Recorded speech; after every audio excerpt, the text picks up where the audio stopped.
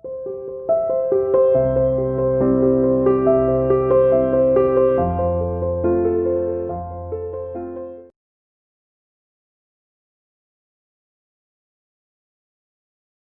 Morning student. आज बेटा हम बात करना चाहेंगे कि अपने जो चैप्टर है संविधान एक जीवंत दस्तावेज, उसमें हम बहुमत के बारे में बात करते हैं कि बहुमत है क्या। बहुमत को अगर आप सिंपल शब्दों में समझना चाहें तो बहुमत का अर्थ होता है संख्या बल, कि संख्या बल कितना है। तो हमारे देश में जो देश की संसद की कार्रवाई चलाने के लिए और संसद में अलग अलग तरह के कार्य होते हैं, तो उसके लिए अलग अलग तरह के बहुमत की आवश्यकता पड़ती है, ठीक है ना। तो उसी को समझने की आज कोशिश करते हैं आपके साथ में, मेरे साथ में आप चलिए। देखो, सामान्यतः मैंने जैसा कि बताया कि 3 तरह का बहुमत होता है, ठीक है ना। अब सपोज करो हम बात करते हैं, अभी बात करते हैं साधारण बहुमत की। ये साधारण बहुमत क्या है? सिंपल मेजोरिटी, ठीक है ना। अब जैसा कि नाम से ही पता चलता है कि साधारण बहुमत का अर्थ है सिंपल मेजोरिटी। तो सिंपल का मतलब जो हमारे देश के संविधान के अंदर कुछ ऐसे भी अनुच्छेद हैं जिनके अंदर हमको कोई दिक्कत नहीं है। जैसे नॉर्मल कानून बनाने के लिए संसद में वोटिंग का जो प्रोसीजर अडॉप्ट करते हैं, संविधान में संशोधन करने के लिए भी सेम करते हैं। सिंपल मेजोरिटी से संविधान में संशोधन, संविधान के उन अनुच्छेदों में संशोधन किया जा सकता है। क्यों? क्योंकि वो जो संविधान के अनुच्छेद इतने इंपॉर्टेंट नहीं है, वो नॉर्मल कानून जैसे ही उनमें संशोधन बदलाव किया जा सकता है। हम समझते हैं सिंपल मेजोरिटी। देखो आपके बेटा, मैं आपको क्लियर कर देता हूं, जब हम कभी 545 की बात करते हैं लोकसभा के सदस्य, कभी 543 की बात करते हैं, जो चुन के आते हैं वो 543 ही लोकसभा के सदस्य हैं, जो देश को पूरे निर्वाचन क्षेत्र में बांटा हुआ है लोकसभा के चुनाव के लिए, और वो 543 है, ठीक है ना। तो आज हम 543 से ही समझने की कोशिश करते हैं। जैसे कि सपोज करो कि हमारे देश में लोकसभा की सीटें हैं 543, ठीक है ना। अब सिंपल मेजोरिटी, किसी लोकसभा के अंदर किसी बिल के ऊपर हमको सिंपल मेजोरिटी चाहिए उसको कानून बनाने के लिए, तो कौन सा तरीका, कौन सा फॉर्मूला अपनाते हैं वो हम समझते हैं, ठीक है ना। तो जैसे 543 का हम हाफ कर लेते हैं। हाफ कितना हो गया 543 का? 271 आएगा, और इसमें हम एक प्लस कर देते हैं तो 272 हो गया, ठीक है ना। तो यानी कि सिंपल मेजोरिटी का मतलब ये हो गया हाफ का मतलब जो टोटल है उसका हाफ प्लस में 1, 50% प्लस 1, तो ये 272 हो गया। This is your simple majority. किसी भी साधारण कानून को लोकसभा से पास होने के लिए या राज्यसभा से बिल को कानून में बदलने के लिए हमको सिंपल मेजोरिटी चाहिए, और वो होगी हाफ। बात यहीं पे खत्म नहीं हो जाती है, अभी स्पेशल बात है, उसको ध्यान में देना है।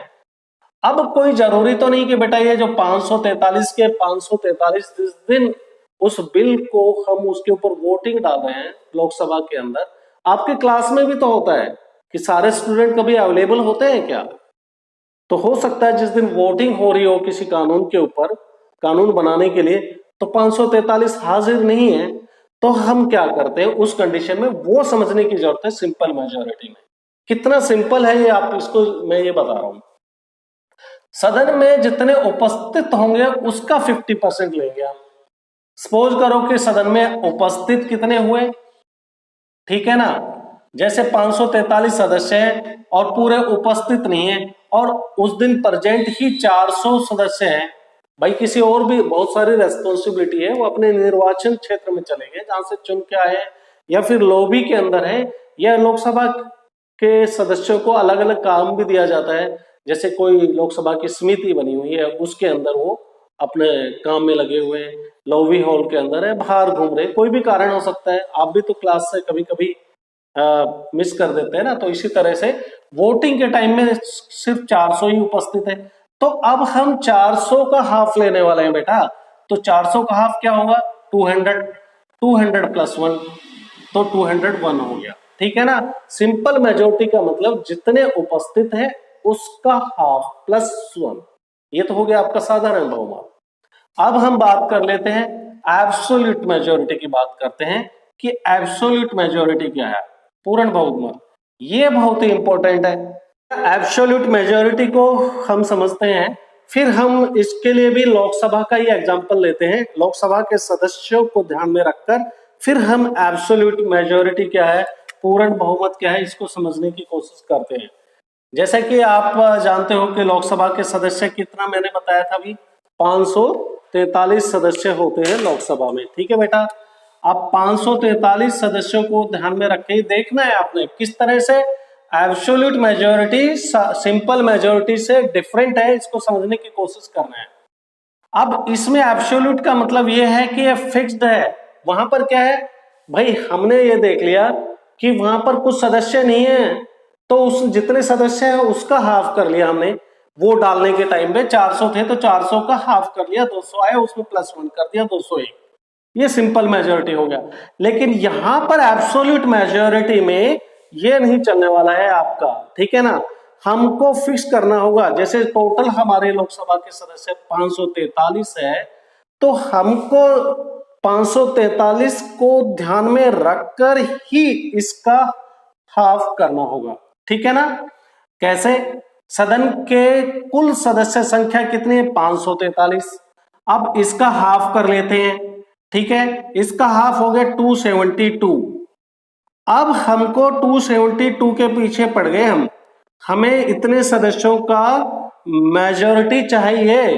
कुछ जो एब्सोल्यूट मेजोरिटी की जहां पर आवश्यकता है, संविधान जहां कहता है कि एब्सोल्यूट मेजोरिटी चाहिए, तो हम तो 272 को भूलेंगे नहीं, हमको इतने सदस्य चाहिए।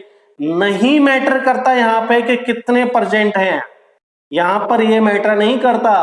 अगर सोचो कि 400% हैं, ठीक है, तो भी हमको इसका हाफ लेंगे, तो वो मतलब नहीं है हाफ ले लिया हमने 200, नहीं, हमको तो टोटल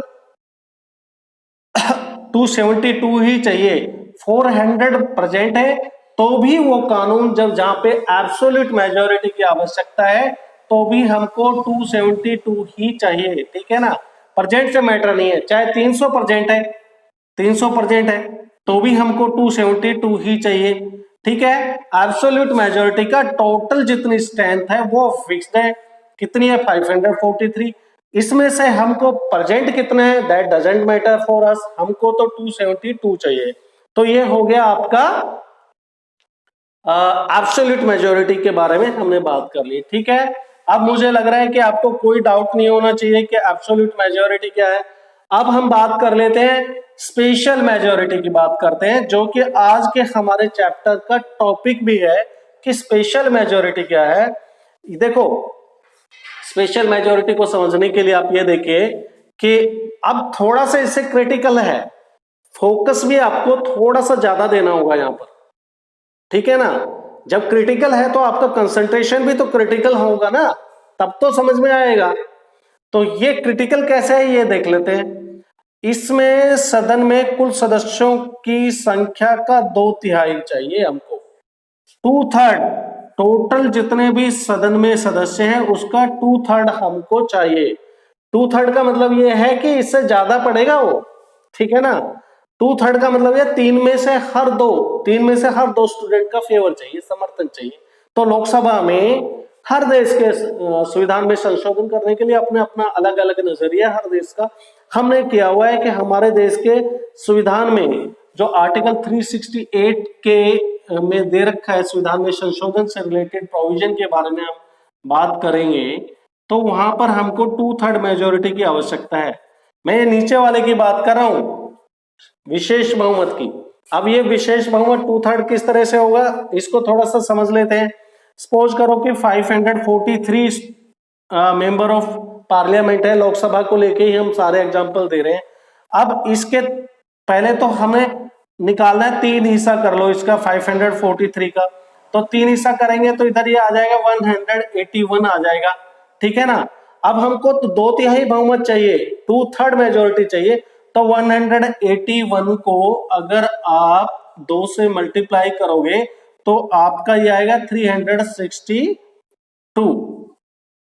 अब हमारा ये हो गया तो रिक्वायरमेंट कि हमको जो 2/3 मेजोरिटी का मतलब ये हुआ 543 सदस्यों में से हमको 306, ठीक है ना, कितने का सपोर्ट चाहिए? 362 का। तो ये आपका 2/3 मेजोरिटी होगी। अब 2/3 मेजोरिटी की आवश्यकता कहां पर पड़ती है? कौन से ऐसे मैटर है जिसमें चाहिए? भाई यहां आर्टिकल 368 कहता है कि नॉर्मली जो संविधान के, देखो संविधान के अंदर जो सिंपल कानून है जिसका इफेक्ट राज्यों पे नहीं पड़ रहा है, देश के ऊपर नहीं पड़ रहा है, तो उसको सिंपल तरीके से आप बदल सकते हो। जो ऐसे कानून हैं संविधान में संशोधन करना है ऐसे अनुच्छेदों में जो कुछ विशेष हैं, ठीक है ना, विशेष है, तो उसके लिए हमको विशेष मेजोरिटी चाहिए, स्पेशल मेजोरिटी चाहिए। विशेष का मतलब कौन सा है? भाई हमारा देश क्या है? एक संघ है, राज्यों के साथ में है, राज्यों से जुड़ा हुआ है, तो राज्यों के साथ जुड़ा हुआ है तो उसमें राज्यों के हितों का भी संविधान संशोधन करते हो तो कहीं उस पर तो मार नहीं पड़ रही, तो उनसे भी हम समर्थन की बात करेंगे। अभी हम विशेष बहुमत की बात करें, अब विशेष के साथ में राज्यों के बहुमत के बारे में भी बात करेंगे, ठीक है ना। तो ऐसे कानून जो बहुत ही इंपॉर्टेंट है उसके लिए हम विशेष मेजोरिटी, स्पेशल मेजोरिटी की बात करते हैं। और स्पेशल मेजोरिटी लोकसभा के पॉइंट ऑफ व्यू से 362 हो गया है। ये क्लियर है, फिक्स है, हमको इतने सदस्यों का चाहिए। कहां पे जरूरत पड़ा? संविधान में संशोधन करने के लिए इसकी आवश्यकता पड़ेगी विशेष मेजोरिटी की, ठीक है ना, आर्टिकल 368 कहता है। और महाभियोग, महाभियोग मतलब आप किसी जो राज्य के राज्यपाल को हटाना चाहते हो, लोकसभा के स्पीकर को हटाना चाहते हो, राष्ट्रपति को हटाना चाहते हो, चीफ जस्टिस को हटाना चाहते हो, या किसी और अन्य न्यायाधीश को हटाना चाहते हो, तो उसको एक हटाने का तरीका है। हमने, क्योंकि ये बहुत ही इंपॉर्टेंट है कि भाई आप न्यायाधीश को हटा रहे हो, राष्ट्रपति को हटा रहे हो, तो हमने इसके लिए सदस्य की संख्या जो इसके फेवर में हो उसको भी इंपॉर्टेंट रखा है। 362 होना चाहिए 543 में, यानी कि 543 सदस्यों में से 2/3 का बहुमत हमको चाहिए, दैट इज द 362।